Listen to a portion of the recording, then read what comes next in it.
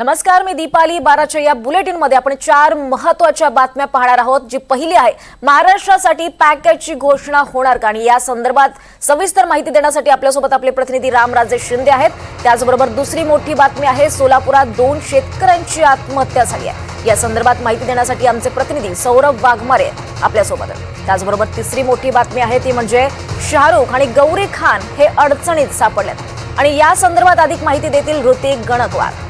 आणि त्याचबरोबर चौथी महत्त्वाची आणि मोठी बातमी आहे, देशात आय लव्ह मोहम्मदला उत्तर देण्यासाठी आय लव्ह महादेव असा उपक्रम राबवण्यात येतोय. मीरा रोडमध्ये आरतीचा कार्यक्रम करण्यात आलेला आहे. तर या 4 महत्त्वाच्या बातम्या आपण पाहणार आहोत. पण त्याआधी सुरुवात करूयात पहिल्या महत्त्वाच्या बातमीनं. महाराष्ट्राचे मुख्यमंत्री देवेंद्र फडणवीस हे दिल्लीत दाखल झाले असून थोड्याच वेळात ते पंतप्रधान नरेंद्र मोदींना भेटणार आहेत. आणि राज्यावर नैसर्गिक आपत्ती आल्यानं केंद्र सरकारनं राज्यासाठी पॅकेज जाहीर करण्याची मागणी करण्यात येणार आहे. या व्यतिरिक्त राज्यातील अनेक जिल्ह्यांमध्ये झालेल्या अतिवृष्टीच्या पार्श्वभूमीवर मुख्यमंत्री केंद्र सरकारकडून मदतीसाठी वरिष्ठ नेत्यांच्या भेटी घेणार आहेत. या संदर्भात अधिक माहिती देत आहेत आमचे प्रतिनिधी रामराजे शिंदे. रामराजे, संकटात सापलेल्या बळीराजाला आता मदतीची आस लागली आहे. फडणवीसांच्या या दिल्ली दौऱ्यात काही निर्णय होऊ शकतो का?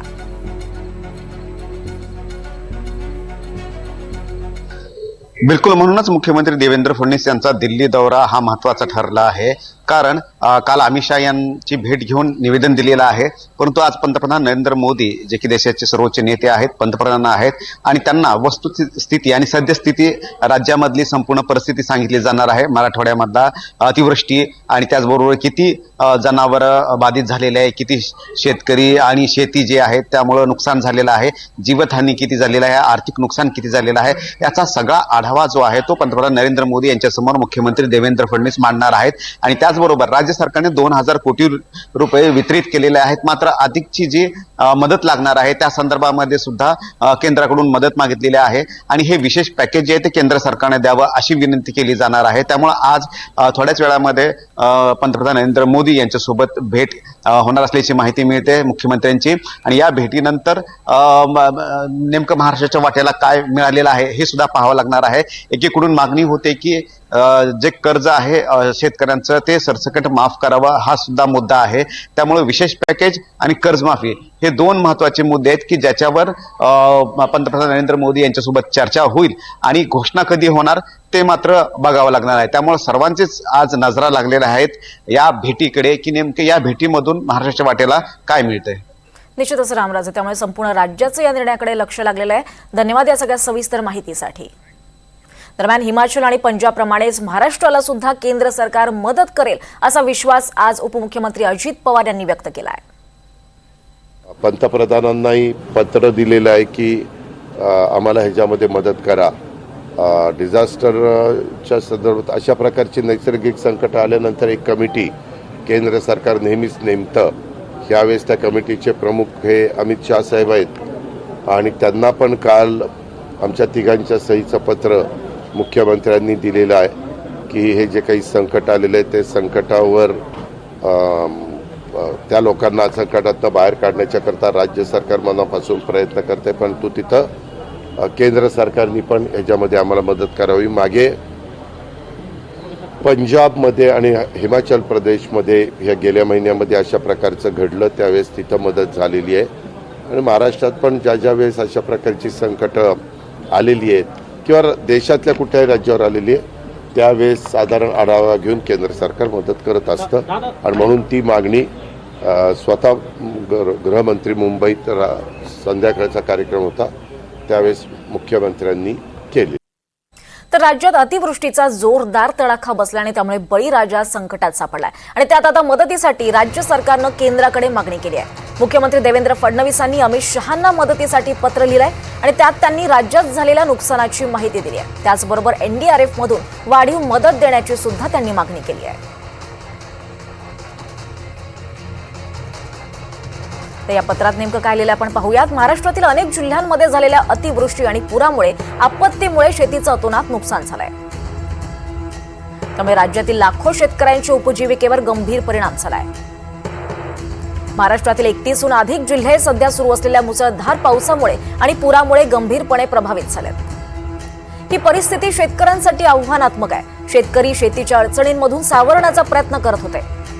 पीक नुकसानीमुळे बाधित झालेल्या या शेतकऱ्यांना तात्काळ मदत देण्यासाठी आम्ही एसडीआरएफ मधून 2,215 कोटी रुपयांची रक्कम वाटप केली. आतापर्यंत 50 लाख हेक्टरपेक्षा जास्त शेती जमिनीचं नुकसान झालंय. बाधित शेतकऱ्यांना पुरेशी मदत देण्यासाठी आणि त्यांचं जीवनमान पुन्हा उभारण्यास मदत करण्यासाठी एनडीआरएफ कडून जास्तीत जास्त मदत वाटपाची आवश्यकता आहे. हवामानशास्त्राच्या अंदाजानुसार परिस्थिती आणखी बिकट होऊ शकते. राज्यात पिकांचं नुकसान होण्याची शक्यता आहे. या नैसर्गिक आपत्तीचं प्रमाण, कृषी उत्पादकता आणि ग्रामीण उपजीविकेवर त्याचा दूरगामी परिणाम आणि महाराष्ट्रातील अन्न संकट लक्षात घेता एसडीआरएफ अंतर्गत राज्य सरकारचे संसाधनं संपूर्ण मदत गरजा पूर्ण करण्यासाठी अपुरे आहेत. म्हणून आम्ही एनडीआरएफ अंतर्गत अतिरिक्त आर्थिक मदत त्वरित मिळावी अशी नम्र विनंती करतो. दरम्यान तिकडे अतिवृष्टी आणि कर्जबाजारीपणा बार्शी तालुक्यात एकाच दिवशी यामुळे 2 शेतकऱ्यांनी टोकाचं पाऊल उचललंय. 24 सप्टेंबर रोजी बार्शी तालुक्यात 2 शेतकऱ्यांनी गळफास घेत आत्महत्या केल्याची धक्कादायक घटना बार्शी तालुक्यातल्या दहिटणे गावात घडली आहे. दहिटणे गावातील शेतकरी लक्ष्मण काशीनाथ गौसाने यांनी गळफास घेऊन आत्महत्या केली आहे. तर कारी गावातले शेतकरी शरद भागवत गंभीर यांनी सुद्धा गळफास घेऊन आत्महत्या केली आहे. या संदर्भात अधिक माहिती घेऊयात. सौरभ वाघमारे आमचे प्रतिनिधी आपल्यासोबत आहेत. सौरभ, दुर्दैवी अशी घटना म्हणावी लागेल. बार्शी तालुक्यात एकाच दिवशी 2 शेतकऱ्यांची आत्महत्या. ही परिस्थिती अत्यंत गंभीर आहे की येणाऱ्या काळामध्ये दिवाळीचा सण आहे, नवरात्रीचा सण आहे.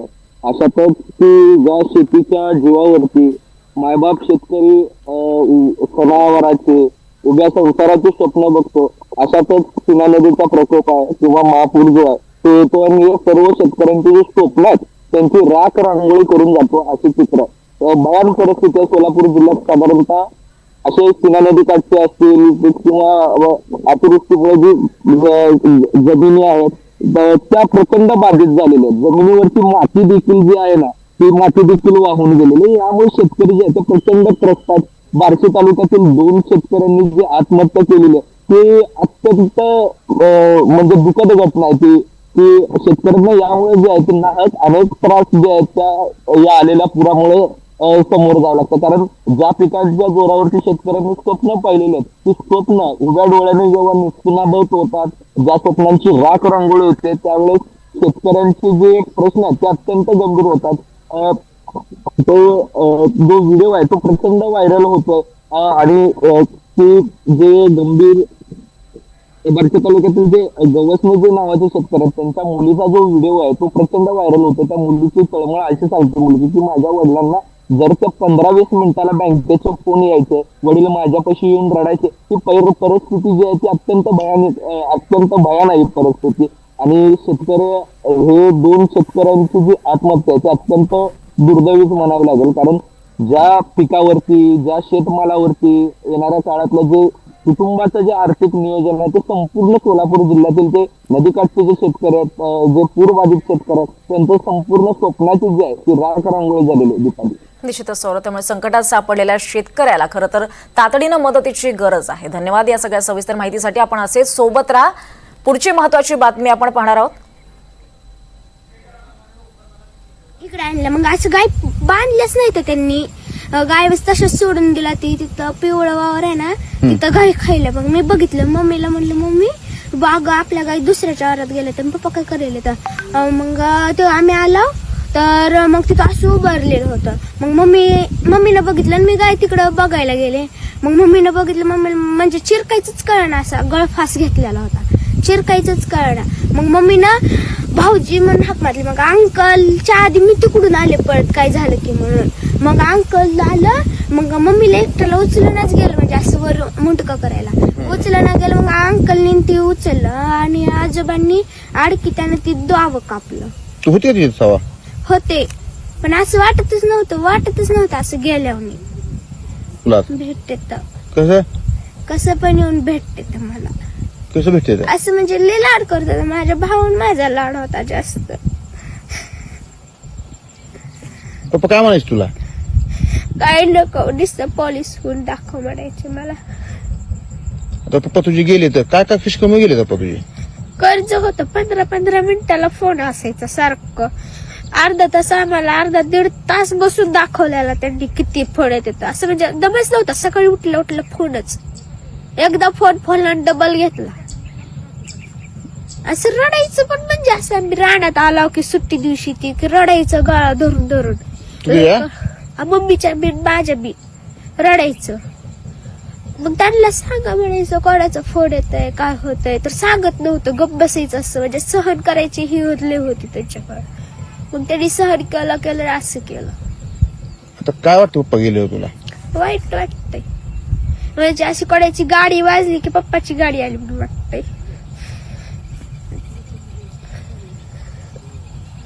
आता पप्पा स्वप्न पूर्ण करणार का तू? हो,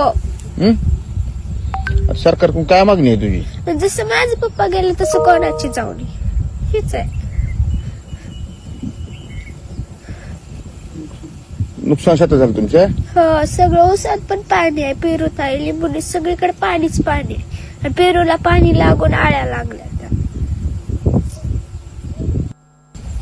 इकडे यानंतर पुढची बातमी पाहणार आहोत. दिल्ली हायकोर्टात समीर वानखेडे यांनी धाव घेतली आहे. शाहरुख खान विरोधात त्यांनी बदनामीचा खटला दाखल केला आणि या संदर्भात आज दिल्ली हायकोर्टात सुनावणी देखील होणार आहे. अधिक माहिती घेऊयात आमचे प्रतिनिधी ऋतिक गणकवार यांच्याकडून. ऋतिक, काय नेमका आरोप आहे समीर वानखेडेंचा? नक्कीच आपण बघतोय की शाहरुख खान, त्यांचा पुत्र आर्यन खान आणि शाहरुख खान यांची पत्नी जी आहे गौरी खान यांच्या अडचणींमध्ये वाढ होण्याची शक्यता आहे. त्यांनी एक वेबसिरीज काढलेली आहे बॅड्स ऑफ बॉलिवूड. या वेबसिरीजमध्ये जे माजी तपासी अधिकारी आहेत, जे आर्यन खान ड्रग्ज प्रकरण घडलं होतं त्यावेळेचे तपासी अधिकारी समीर वानखेडे आहेत, त्यांचा उल्लेख या वेबसिरीजमध्ये करण्यात आलेला आहे. तसेच आता त्या संदर्भामध्ये आता जे समीर वानखेडे आहे ते दिल्ली हायकोर्टामध्ये गेलेले असून आपली मानहानी झाल्याचा असं त्यांचा दावा आहे.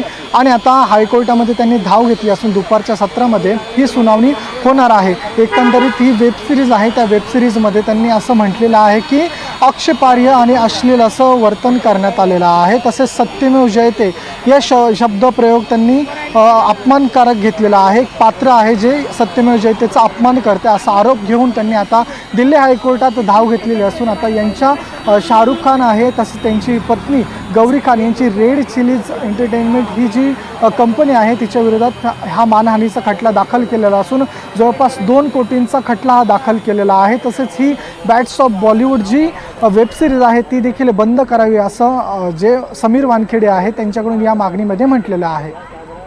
निश्चितच ऋतिक, त्यामुळे या सुनावणीत नेमका काय निर्णय होतो हे पाहणं महत्त्वाचं ठरणार आहे. याचे अपडेट्स तुमच्याकडनं घेऊ. तुर्तास आपण सोबत राहा. पण पुढची बातमी पाहूयात. तर तिकडे देशात सुरू असलेल्या आय लव्ह मोहम्मद मोहिमेसारखीच आय लव्ह महादेवची मोहीम सुरू झाली आहे. मीरा रोडमध्ये हिंदू संघटनांनी आज एका भव्य आरतीचं आयोजन केलंय. गरब्याच्या मंडपात ही आरती घेण्यात आली. सकाळी 10 वाजता हा कार्यक्रम झालाय.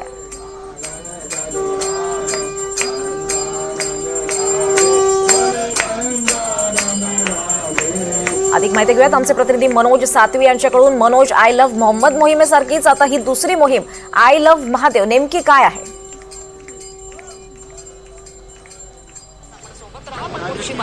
गुजरातमध्ये गरब्याच्या कार्यक्रमात घडलेल्या आय लव्ह मोहम्मद आणि आय लव्ह महादेव या घटनेनंतर मोठी गाळतोड झाली होती. संतप्त 2 गटांमध्ये मोठी हाणामारी झालेली होती आणि त्यानंतर या आय लव्ह मोहम्मद आणि त्याला उत्तर असलेलं आय लव्ह महादेव असं हा जो वाद आहे किंवा ही जी मोहीम आहे या मोहिमेचे लोट आता महाराष्ट्रात आणि विशेषतः मुंबईच्या वेशीवर म्हणजेच मीरा रोडमध्ये आपल्याला पाहायला मिळत आहेत. मीरा रोडमध्ये याला उत्तर देण्यासाठी एका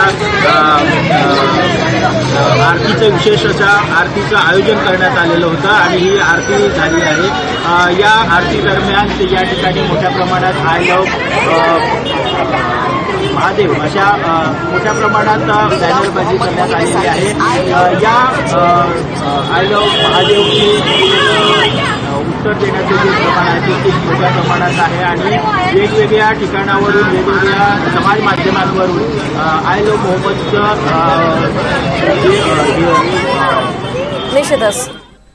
निश्चितच मनोज, त्यामुळे आता या महत्त्वाच्या बातम्या आपण पाहिल्यात. 4 महत्त्वाच्या बातम्या होत्या आणि त्यापैकी शेवटची बातमी होती ती म्हणजे मीरा रोडमध्ये आय लव्ह मोहम्मद यासारखेच आय लव्ह महादेव असा उपक्रम राबवण्यात आलेला आहे.